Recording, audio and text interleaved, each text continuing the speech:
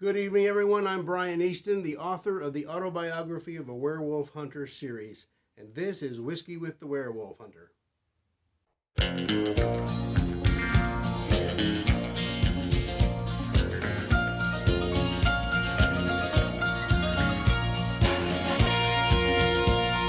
old cowboy went riding out one dark and windy day. Up on a ridge he rested as he went along his way, when all at once a mighty herd of red-eyed cows he saw plowing through the ragged skies and up a cloudy draw. Their brands were still on fire and their hooves were made of steel. Their horns were black and shiny and their hot breath he could feel. Welcome back to the Werewolf Bar for the first episode of our 5th season of the show. We started out in 2019, and for several months during that year we were doing one of these a week, but that became a little hard to keep up with, and so sometime in that spring we knocked it back to just a one time a month, and we've been doing it ever since. So I'm glad you could join me tonight. Amanda is taking a break this time around, but Dr. T is back with us to continue his Occult Primer series, Doc Talk Shop. And we're going to take a look at some tools of the trade too. But before we get too far ahead of ourselves, let me introduce to you our creature of the night. So this is Basil Hayden Kentucky Bourbon. Originally distilled in the 1700s by its namesake and brought back to life recently by Jim Beam as a small batch whiskey. Now, if the name sounds familiar, Basil Hayden, it could be because you watched Deadwood, the HBO series from several years ago, or it could be because we've had this on our show before, when one of our original 2019 episodes. I received this bottle as a gift over the Christmas holiday, and I thought it only fitting that we revisit a taste of old Kentucky. Now, there is a rumor, or what passes for common knowledge, which is false, and that is that a whiskey cannot call itself a bourbon unless it is made in Kentucky. And sometimes they even go to far as say that it has to be made in Bourbon County, Kentucky. But all you have to do really is look at the shelves at your liquor store, and you'll see that that's just not quite true. Bourbon can be made anywhere, but to be called Kentucky bourbon, it does indeed have to be both distilled and aged in Kentucky. The name bourbon does come from what is now Bourbon County, Kentucky, and it's true that most bourbons are made in Kentucky, but not all. It has become kind of synonymous with the whiskey, just as the Champagne region in France has become synonymous with champagne, even though that sparkling wine is produced elsewhere using similar methods. But enough about that, and let's give this a shot, and I toast to you a Happy New Year.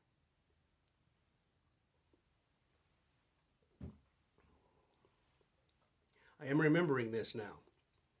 It's all coming back to me. I forgot how light bodied the Basil Hayden is. And that's not to say it's not good, because it is pretty tasty as far as it goes. It's just missing some of the bolder characteristics that I like in a bourbon. Well, as I mentioned last month, our Tools of the Trade is on hiatus.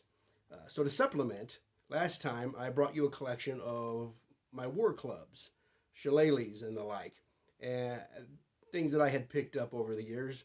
And I kind of want to continue that tonight with you, but instead of the clubs, we're going to be taking a look at my collection of tomahawks.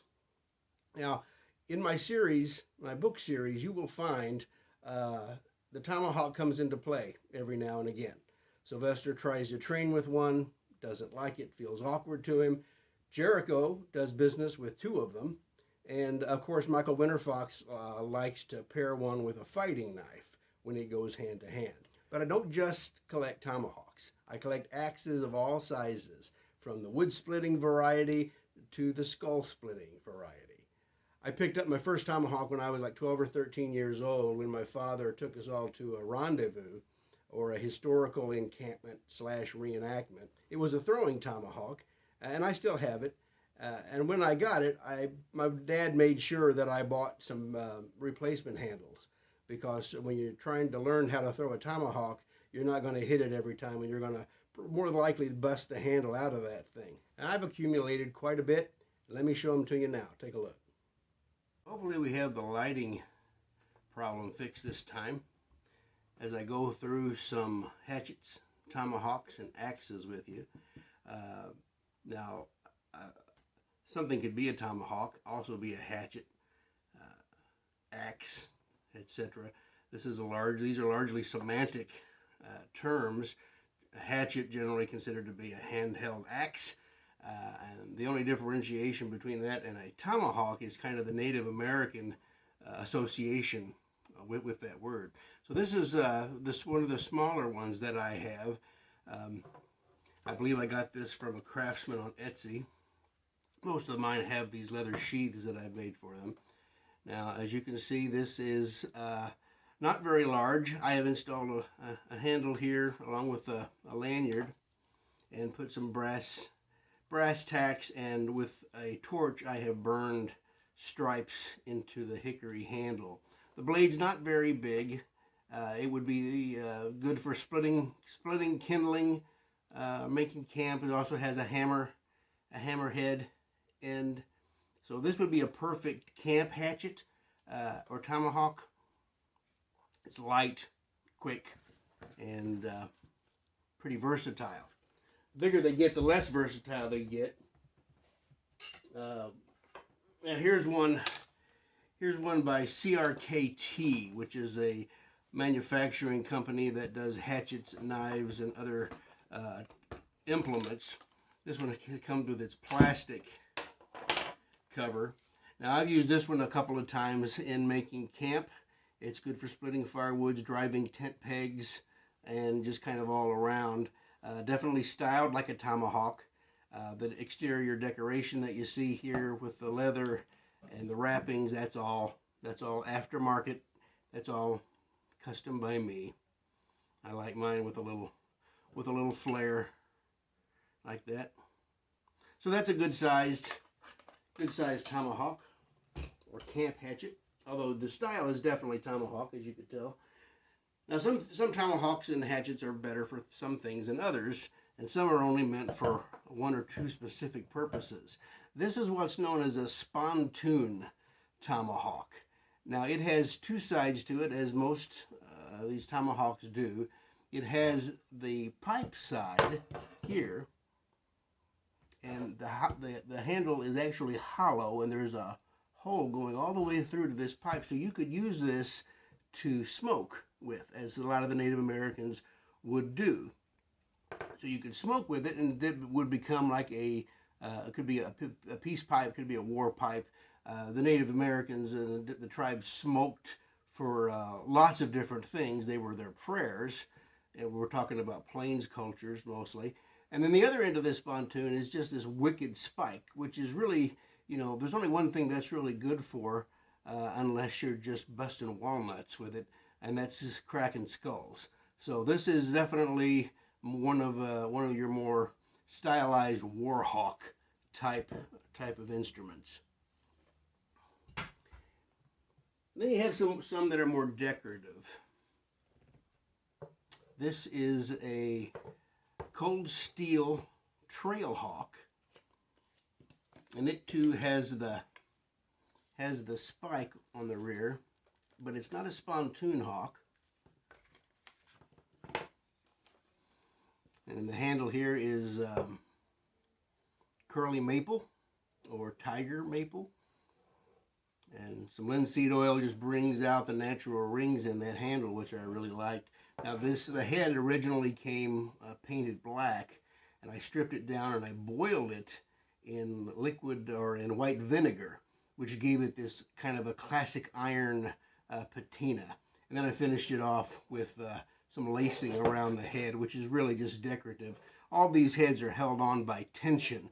As you can see, the handle of the tomahawk is narrow at the bottom and then gradually gets larger at the end.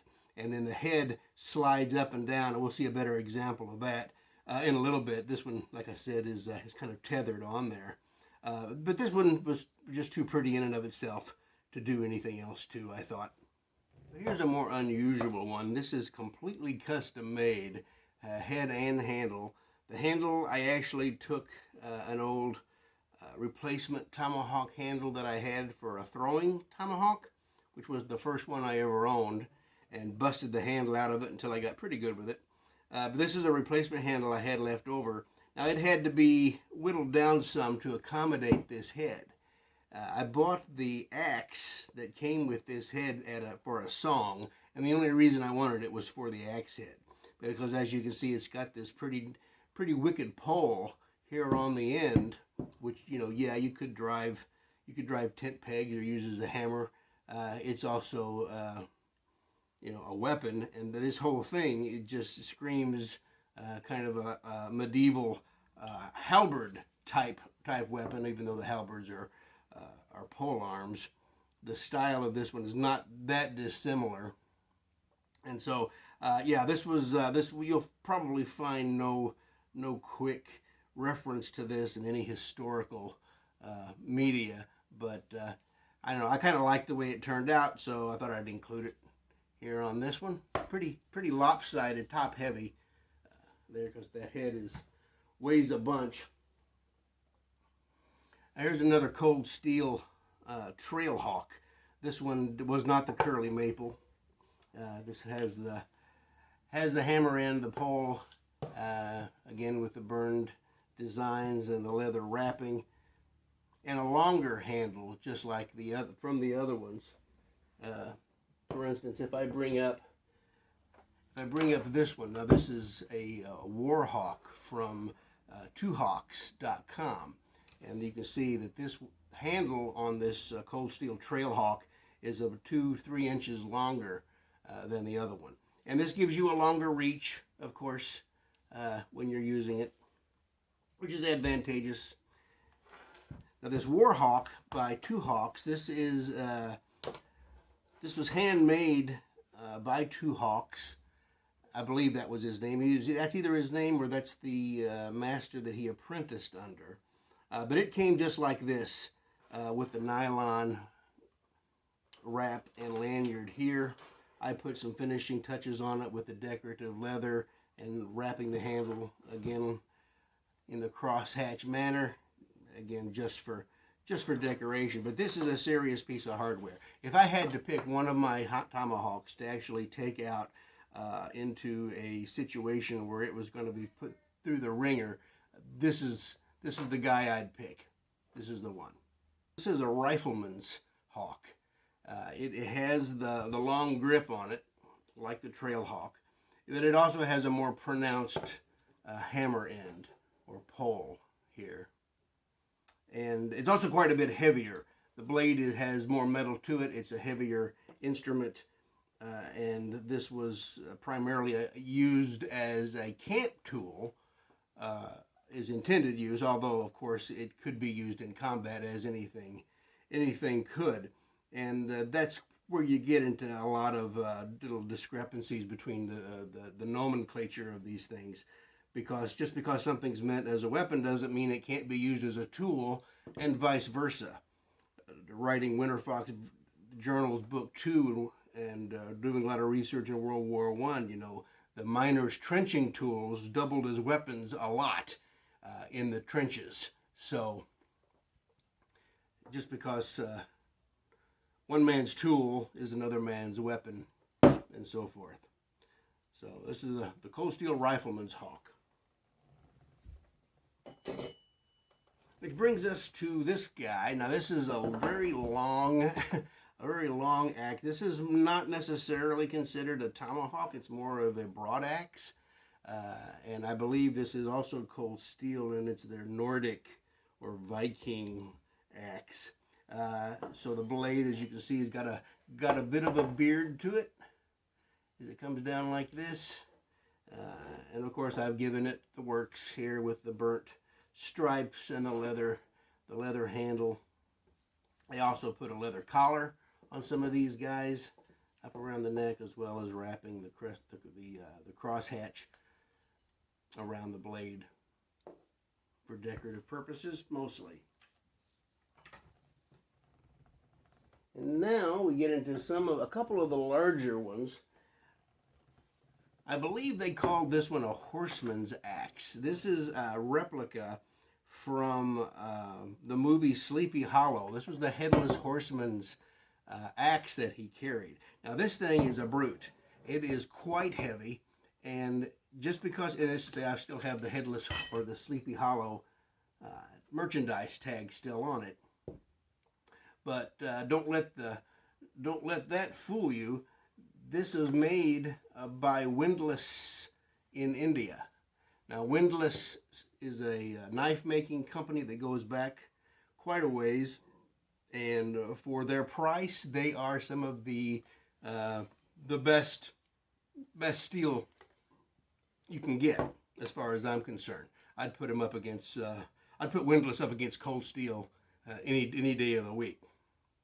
So just because sometimes we get this, I don't know if it's a prejudice or what it is. We see something from Pakistan or India and we think, oh, it's cheap, and that may have been true 30, 40 years ago. But nowadays, India and Pakistan have turned out some pretty fine quality steel and weapons. So this one is pretty much just for fun. I'm a big fan of the movie Sleepy Hollow and of the Headless Horseman. And so this is another fantasy type axe. I'm not sure what you call this. It kind of looks like a dwarven broad axe. Quite a beard on it, as you can see. I got this from an artisan on Etsy from the Ukraine, and it came just like this, already burnished on the handle and up near the collar. The only thing I needed to do was I added a couple of spreaders into the crown there, because the head wasn't on quite as tightly as I would like to have been. Now the great thing about the axe or the tomahawk is that it doesn't have to be very sharp. In fact, you don't necessarily really want it that sharp. You're not using it to skin a chipmunk. This is, these are splitting weapons, and the force behind them and the weight of the head is what, you don't have to have much of an edge to split wood or whatever else you're intent on splitting.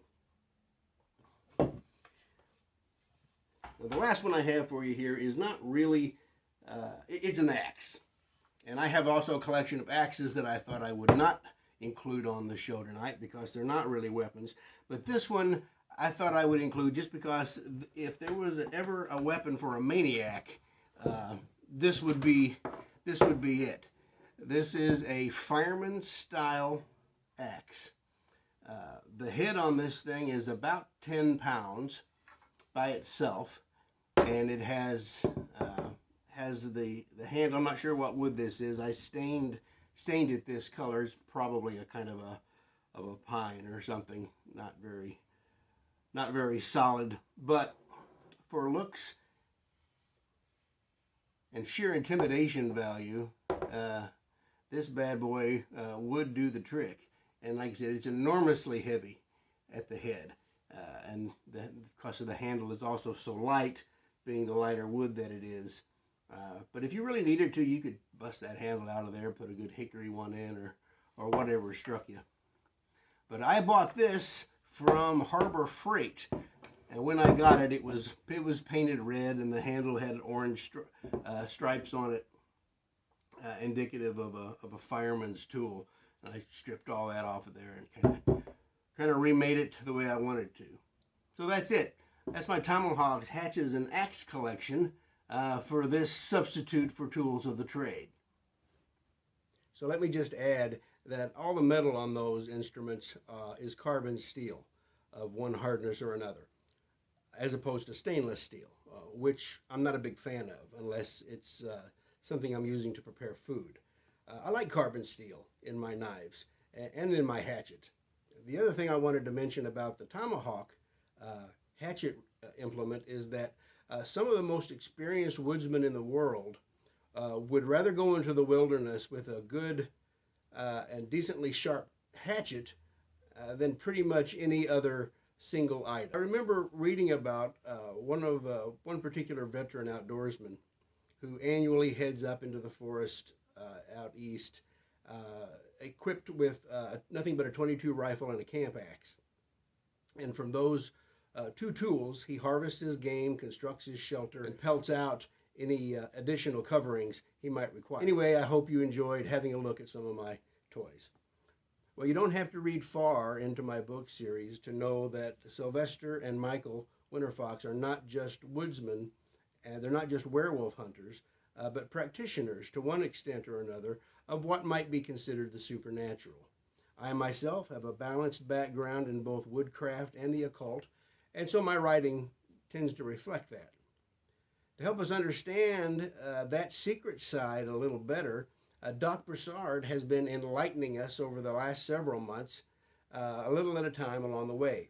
Last year, he took us through a half a dozen or so shape-changing traditions, and then into the realms of ghosts and spirits. And this evening, we're glad to have Doc back again with us to pick up where he left off. And tonight, the subject is spiritual warfare. Ladies and gentlemen, the doctor is in.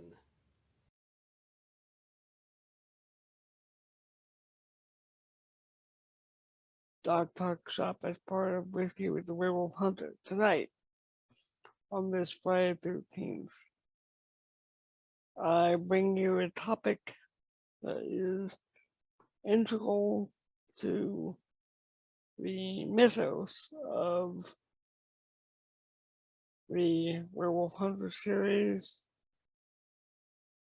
integral to the life of Sylvester James Logan, the woodsman. His integral concept is spiritual warfare. His training with his feud with the beast was meant to be as spiritual as it was martial. You can see that in all the dreams and visions.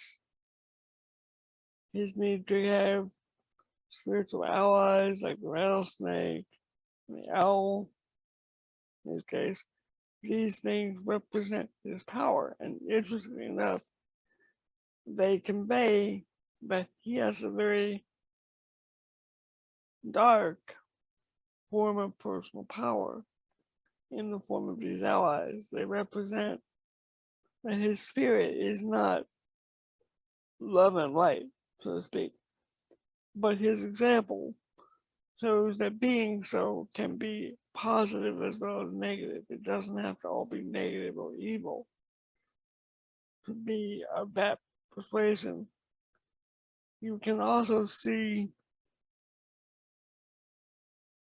the spiritual warfare in the instances in which Sylvester James is performing out of body.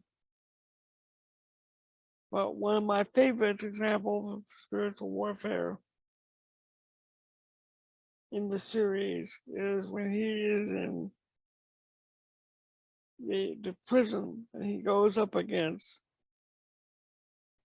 the Grambandan sorcerer assassin who is possessed by all the Eshu spirits. Then it's him who's been invested with the Wendigo up against this other guy with the knife fighting, and they're going at it. While they're going at it with the knives, the spirits through them are also going at it. You also see this in the struggle between the Wendigo spirit and the wolf spirit. Basically, a struggle between the werewolf, which is one type of being, and the Wendigo, which is actually a vampiric spirits. You have two predator spirits battling it out. Now, all that being said, what is spiritual warfare? Warfare of the spirit is when you put your spirit, which may or may not be backed by a higher power, up against the spirit of another being, or in some cases, against another system of beliefs. Now, in some instances, you can have spiritual warfare within the same realm of belief. That's what you see in Catholicism. When the priest goes up against a demon, they are both part of the same paradigm of belief. They're both of the biblical worldview. So that's spiritual warfare, but within the same paradigm. Often you find in the literature things from one paradigm battling another. For example, when the conquistadors encountered the gods and so forth of Mesoamerica, they thought they were encountering demons. Sure, the Mayans and so on felt the same way about the conquistadors and their god. So again, you have spiritual warfare at work, which is how you get things like puppets or voodoo dolls. That is a way to act out spiritually what you cannot act out martially. No.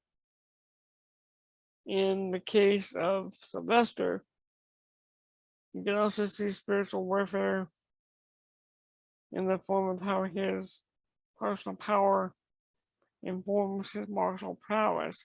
His sensitivity to beast gives him a sixth sense. Thus, he can physically detect on a psychic level the beast, and that aids him in his warfare against the beast. One of the more dangerous forms of spiritual warfare is when said warfare takes place away from the mundane sphere, which would include things like dreaming, which we know Sylvester does a bit of, as well as out of body. Now, why is out of body and so forth dangerous? Well, when you're away from your body, unless you take steps to prevent it, your body is open to attack, both physical and spiritual attack. So that's one reason why Sylvester has the rattlesnake and the owl. In fact, Sylvester and I share one of those animals in terms of personal power, and I'm not going to say which one. And what those do is they watch over his physical being for him, or he is away from it, whether it's in a vision or a dream or a projection. In spiritual warfare, one of the most important elements is that one's own spirit must be healthy. For the spirit to be healthy, the body must be healthy enough to be a vessel for that spirit. Otherwise, there isn't enough material for the spirit to be expressed through. One of the reasons why Sylvester fails in fending off the Wendigo for a while is that he does not tend his spirit. He goes through the motions of doing so. He tends to the rituals of cultivating the rattlesnake and the owl of his personal power, but it's going through the motions for him. he's not feeling it. He's not letting that power build him up the way he should, and therefore, when he's at a low point, the Wendigo comes along and slips into the gap and tries to make Sylvester his own creature. Fortunately for our boy Sylvester, he does have enough backup to eventually purge himself of that. And that is in itself a form of spiritual warfare. By ridding himself of the Wendigo, by performing that as a form of self-exorcism, he is performing spiritual warfare. Now, unlike other kinds of combat, spiritual warfare has no set body of tools. So it could be crystals, it could be feathers, it could be the icon of a saint, a cross, a pentagram, whether upright or sinister in position. They both have uses in spiritual warfare. Now, I'm not suggesting that spiritual warfare should be seen as every kind of prayer. That is a common misconception in today's world, that when you pray, you are always having spiritual warfare. That is often the case, but not always the case. Now, in Sylvester's case, we rarely see him consult his higher power. That's too bad, because if he cultivated it more, he'd be better equipped to deal with his feud. Now, because he is as powerful as he is, even with the lackluster level of personal power he has, he's able to pull through because he is just that stubborn. I'm sure my godmother, who taught me things, would see a certain echo of a certain student of hers in Sylvester in that regard. Every paradigm, every system of belief has its form of spiritual warfare. Even the enemy in Sylvester's case, with their hexes and so on, that's spiritual warfare. They are defending themselves. He is their enemy and they are fighting him. Yeah. It's a common misconception that spiritual warfare would only come from the positive toward the negative, because the truth is, there are whole schools of magic devoted to spiritual warfare, whether it's hexes, curses, all that kind of stuff. So, it is very important for spiritual warfare to, number one, know your own power, be aware of any external power you might use, and then to cultivate both. Many people fail to realize that when they encounter a problem of a spiritual or magical nature, one of the best kinds of warfare they can perform is to affirm what they believe in. For example, in theory, let's say I have a client who feels like they've been set upon by, fairy spirits, or,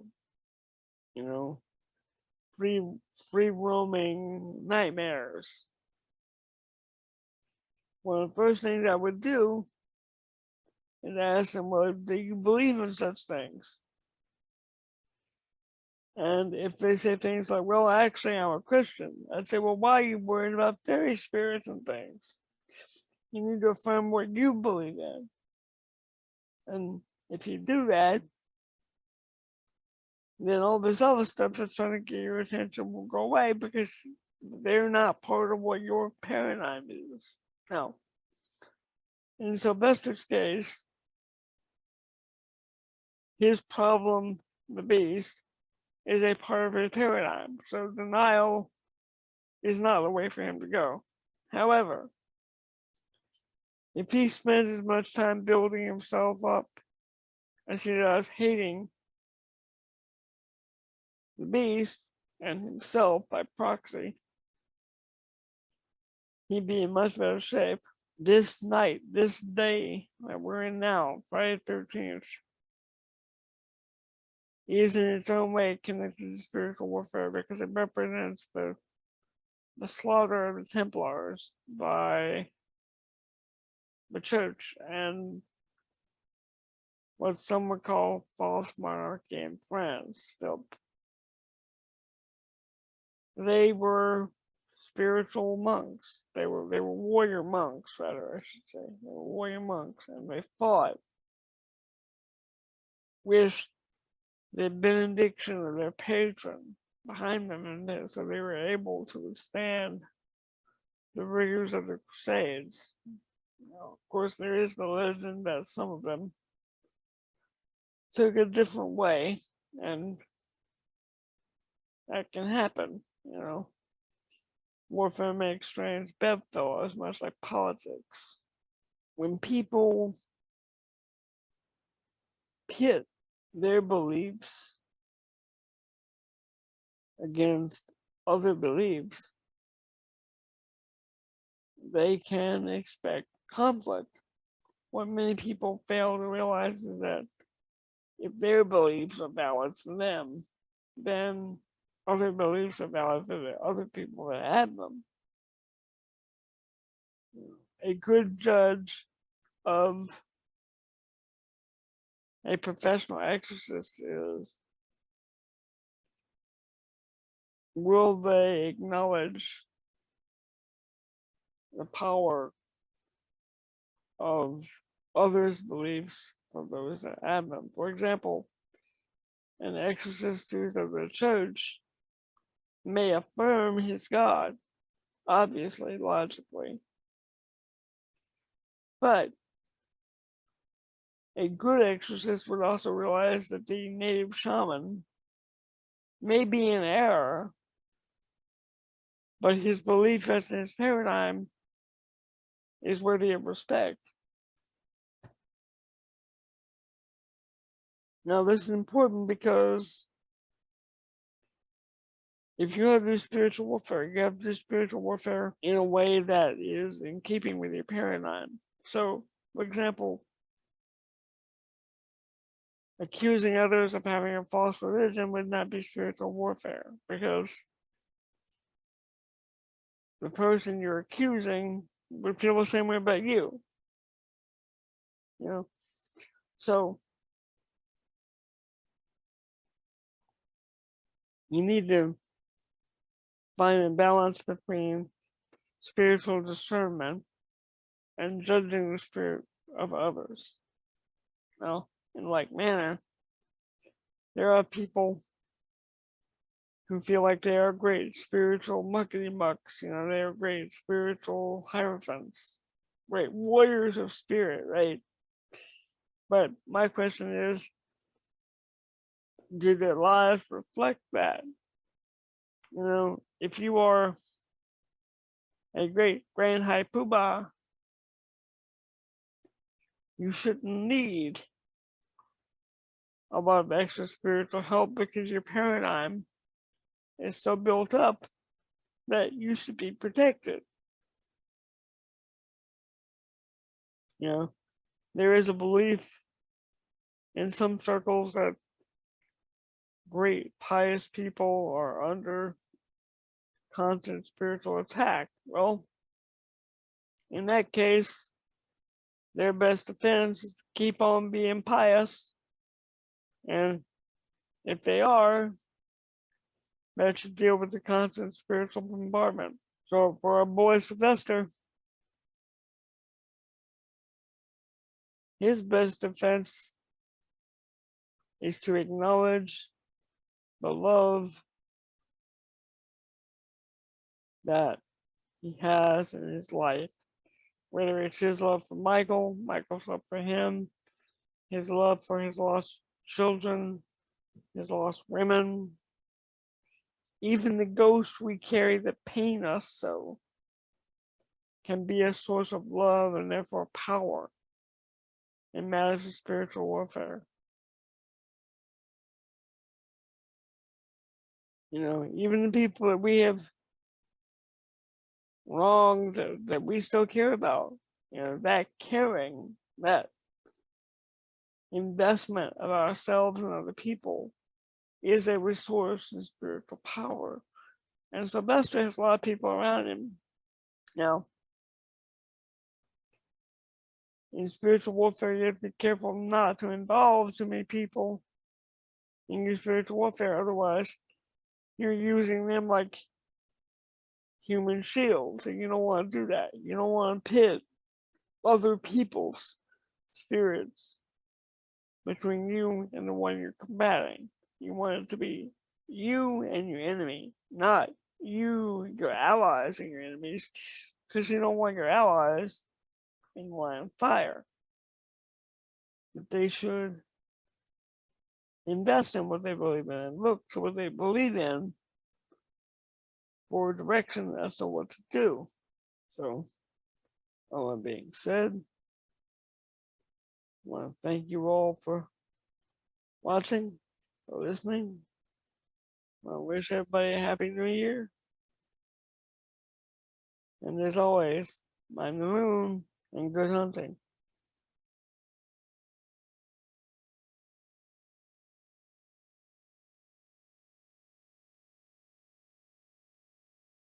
Thank you, Dr. T. That was indeed one of my most favorite presentations of his from the whole series so far.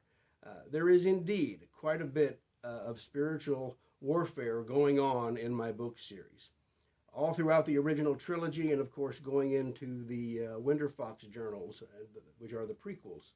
So while Sylvester really lacked the right stuff for spiritual combat because he was so focused on his hatred, as Doc pointed out, and for other reasons, Michael is a completely different sort of creature and in a completely different sort of situation.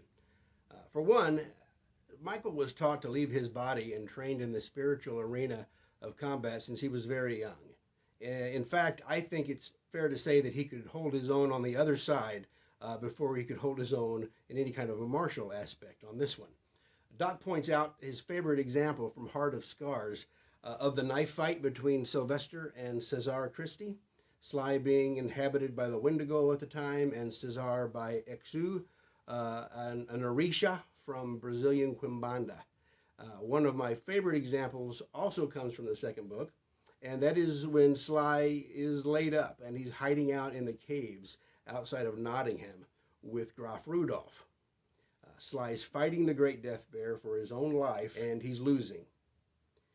And it's a live or die kind of situation. And suddenly there appears this angelic type of hero who locks up with the Great Death Bear and pries his jaws away from Sylvester, which keeps him from dying. Well, then SLJ regains consciousness there in those caverns, and the first thing he sees is Graf Rudolph kneeling at the side of his bed in a state of deep intercession or prayer for Sylvester. And this came to mind when Doc mentioned the idea that not every time someone prays is it necessarily an act of spiritual warfare. But if there ever was a time when it was just that, it was when Graf Rudolph sought the face of heaven for Sly, and how Sly saw the effect of his prayers in the form of this heroic Titan-type figure. The doctor also pointed out that choosing to go into spiritual battle, willingly subjecting yourself to this theater of war, you better know what the rules are, and you better know your limits. And we see what happens when you don't know your limits. When Sylvester decides he's going to tangle with the discarnate Peter Stube in the Gulf of the Dead, and he is beaten to a fare thee well, and he would have been finished if Michael hadn't shown up at the last minute to save him. Sylvester develops incrementally. And he gets better at it, but he never achieves the degree which is possible. He never lives up to his full potential because of the hatred that he carries, and which binds him in so many ways. Near the end of the lineage is one of my favorite aspects of that final book, as Sylvester analyzes the old Hollywood werewolf trope, that a werewolf can only be killed by a silver bullet fired by someone who loves him enough to understand. And he realizes that in a theater of war where anger and fear can be weaponized, maybe the idea of love as a kind of silver bullet itself was not such a stupid romantic invention after all. So lots of different facets to the spiritual warfare scenario, and this is the case with so many things that Doc talks about. He does a much better job of explaining it than I ever could, though, and I thank him for that. So just a quick update on the old Facebook fiasco from last month. If you don't know, early last month, somebody hacked into my accounts, both personal and professional, on Facebook, uploaded a bunch of content that got me kicked off Facebook, no questions asked. Facebook summarily shut me down and has repeatedly ignored my request for a personal review, and so I have moved on. I spent 10 years growing that page to where it was, and they literally took it away overnight. So if you were a follower of my Facebook page, please know that while that page might still be visible to you, it is not being used by me. I can't access that account anymore. I can't log in, and so I cannot post. I can't post anything new. I can only comment on something that's already there. My new authors page, you can find if you'll search Autobiography of a Werewolf Hunter in the Facebook search function. I have a feeling that I have lost a lot of different subscribers or followers on that page. And I've tried to get the word out as best I can. So if you're listening and you didn't know what happened, please go on over there, find that new page on Facebook and follow it, because that's where everything new will come from now on. And if you know someone who might not have this information, please feel free to pass it along, and I'll appreciate it. And that's all the time we're going to take this evening. Thank you for joining us and kicking off our 5th season tonight, and for liking and subscribing. Come find me at werewolfhunter.com on the web, and my new Facebook page, of course, which I just mentioned. Always feel free to drop me a line as well, as Brian at werewolfhunter.com. We'll be back next month, and we'll do it all again. But until then, happy hunting and mind the moon.